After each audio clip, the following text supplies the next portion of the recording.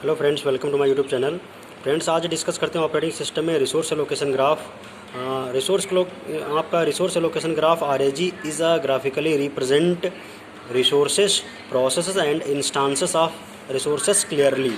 Okay, तो आप देख सकते हो यहाँ पे P1, P2 and P3 are processes and R1, R2, R3 are the resources. Okay, और जो आपके डॉट लाइनें हैं या रिसोर्स के इंस्टांसेस हैं। ठीक है, तो आप क्लियरली देख सकते हो कि जो आपका R2 रिसोर्स है वो P2 प्रोसेस पे असाइन है, P2 प्रोसेस ने असाइन कर रखा है R2 रिसोर्स को, और R3 रिसोर्स आप P3 प्रोसेस के पास है। P2 प्रोसेस R3 रिसोर्स की रिक्वेस्ट कर रही है और P3 प्रोसेस जो है वो R1 रिसोर्स की रिक्वेस्ट कर रही है, और R1 रिसोर्स आपका P1 प्रोसेस के पास है। P1 प्रोसेस R2 रिसोर्स की रिक्वेस्ट कर रही है, ठीक है, और आपका R1 रिसोर्स P2 प्रोसेस के पास है। इस तरीके से आप देख सकते हो रिसोर्सेस और प्रोसेसेस के बीच में एक सर्कुलर पाथ बन रहा है। ठीक है, इसी को बोलते हैं रिसोर्स एलोकेशन ग्राफ। और इसमें साइकिल अवेलेबल है, तो इसमें क्या है, साइकिल प्रेजेंट है, इट मीन्स डेडलॉक अकर भी हो सकता है और नहीं भी। लेकिन अगर किसी सिस्टम में डेडलॉक अकर है तो इसका मतलब ये क्लियर है कि वहाँ पे साइकिल रिसोर्स एलोकेशन ग्राफ में ज़रूर बन रही होगी। क्लियर, तो आप देख सकते हो where R1, R2, R3 dash dash Rn denoted to resources, P1, P2, P3 dash dash Pn are the processes and dot lines are instances of resources. Okay, तो ये आपका रिसोर्स एलोकेशन ग्राफ है। उसके बाद हम बात करते हैं बैंकर्स एल्गोरिदम। तो ये रिसोर्स रिक्वेस्ट के रिगार्डिंग बैंकर्स एल्गोरिदम है। चूँकि ये बैंकर्स एल्गोरिदम बैंकिंग सेक्टर में यूज होती है, बैंकिंग सिस्टम में, इसीलिए इसका नाम पड़ गया है बैंकर्स एल्गोरिदम।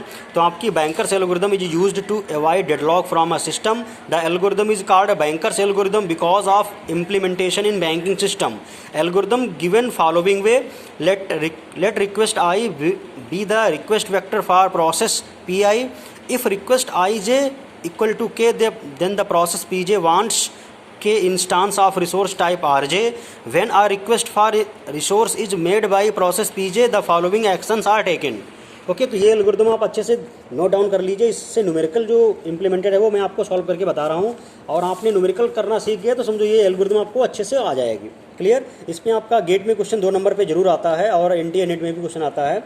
तो जो स्टूडेंट्स नेट या गेट की प्रिपरेशन कर रहे हैं उनके लिए ये बहुत ही इंपॉर्टेंट क्वेश्चंस हैं।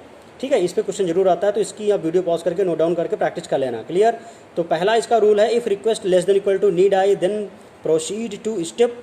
नेक्स्ट स्टेप आपका है otherwise we have an error since the process has executed its maximum claimed need. Okay, third आपका रूल है, if request less than equal to available i then produced to step, otherwise the resources are not available and Pi must wait. The system pretends to have allocated the requested resources to process Pi by modifying state as follow. तो ये कुछ rules हैं, इसको आप याद रखना, हम important हैं।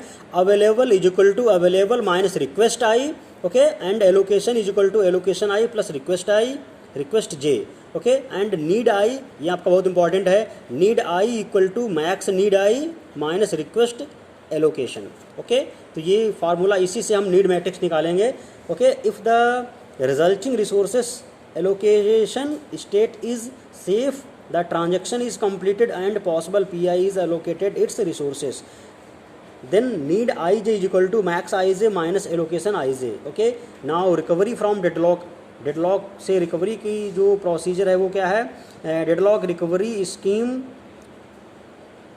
Reason deadlock free, deadlock recovery schedule, deadlock recovery scheme, regain deadlock free situation using following approaches. Okay, तो कौन कौन से अप्रोच वो हैं, process termination, abort all deadlocked processes, abort one process at a time until the deadlock cycle is eliminated, resource preemption release without completion of work. Okay, तो ये आपके कुछ मेथड्स हैं जिनके थ्रू आप ये वर्क कर सकते हैं। ठीक है, तो आई होप ये आपको अच्छे से समझ में आया होगा एल्गोरिदम। तो इस पे बेस्ड न्यूमेरिकल हम दूसरे वीडियो में सॉल्व करेंगे, तब तक के लिए थैंक यू।